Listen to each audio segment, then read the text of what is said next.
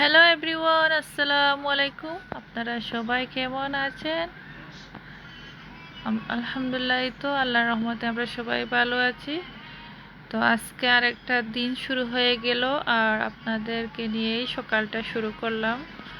তো সকাল সকাল উঠে বাচ্চারা বসে গিয়েছে ক্লাস করতে, আর কিছুক্ষণ পরে আমি আসলাম বাচ্চাদের জন্য ব্রেকফাস্ট বানাবো। তো কি বানাবো মানে একটা টেনশন, প্রতিদিন তো একরকম বানানো যায় না।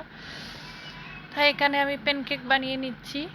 আর ওই দেখতেই পাচ্ছেন, মানে প্রথম যেগুলা একটু হালকা হালকা হয়ে গেছে, সাদা সাদা দেখতে এতটা সুন্দর হয়নি, পরেরগুলো অনেক সুন্দর লাল লাল হয়েছে। তো জল তাড়াতাড়ি বানানোর জন্য একসাথে আমি দুটা তিনটা করে দিয়ে দিচ্ছি যাতে তাড়াতাড়ি হয়ে যায়। আর এই যে প্রথমগুলো উঠিয়ে রেখে দিয়েছি। তো নাস্তাটা বানিয়ে আমি বাচ্চাদের দিয়ে দিব। তো নাস্তা খাওয়া দাওয়া শেষ, এরপরে হচ্ছে দুপুরে রান্না বান্নায় চলে আসলাম। আর আমি আর বাকি যে কাজগুলো করেছি ওগুলো আর শেয়ার করিনি, অনেক কাজই তো থাকে সংসারের। যেভাবে আমরা আসলে ভিডিওটা শ্যুট করি জীবনটা এরকম না, মানে অনেক কাজই থাকে।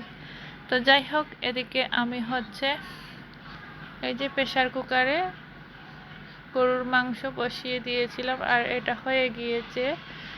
তো প্রেশার কুকারে দিলে তাড়াতাড়ি হয়ে যায়। আর এই তো আমার মাংসের কালারটা অনেক সুন্দর এসেছে। এখানে কিন্তু আমি অল্প একটু তেল দিয়েছি, আর মাংসের ভিতর থেকে প্রচুর তেল উঠে আসছে, তেল দেখেই মানে ভয় লাগতেছে এরকম।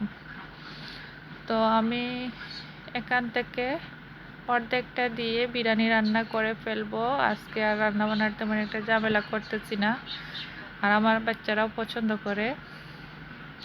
তো এখানে হচ্ছে দেখতেই পাচ্ছেন একটা আচার, প্রাণের আচার। আমার বাসায় সবসময় এরকম আচারের বয়ামগুলো নিয়ে আসা হয়ে থাকে। তো যখন বিরিয়ানিটা রান্না করি আচারটা মাস্ট দিতে হয়, না দিলে মানে আমাদের সবার মানে মুখে আচারের একটা টেস্ট লেগে গিয়েছে, তো মনে হয় মানে বিরিয়ানির মধ্যে কোনো কিছু কমতি আছে এরকম। আর আমার মেয়ে হচ্ছে আচার দিয়ে দিয়ে খিচুড়ি বিরিয়ানি এগুলো খায়, এমনি এমনিও খায়। তো এটা আমি এখন খুলে নিচ্ছি। আর এইভাবে কিন্তু প্লাস্টিকের বক্সগুলোতে যেগুলো আচার থাকে তো তেল গুঁড়া পড়ার সম্ভাবনা নাই, এইভাবে প্যাকেট করা থাকে। এই যে, তো এই আচারটা মজাই আছে, আমের আচার। এটা আমি খুলে রেডি করে রেখেছি। আর এদিকে হচ্ছে মানে একটু বাগার দিয়ে দিচ্ছি গরুর মাংস। তো একটু মাংস মানে বোনা রেখে দিব, যার ইচ্ছা হয় সাথে সাথে একটু খেয়ে নিবে এরকম।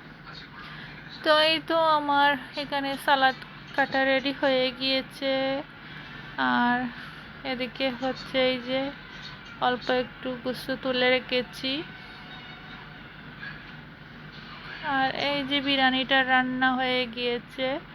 তো বিরিয়ানিটা অনেক গরম আর ধোঁয়া উঠতেছে, তো আমার লাগতেছে আজকে বিরিয়ানিটার কালারটা এত সুন্দর আসেনি।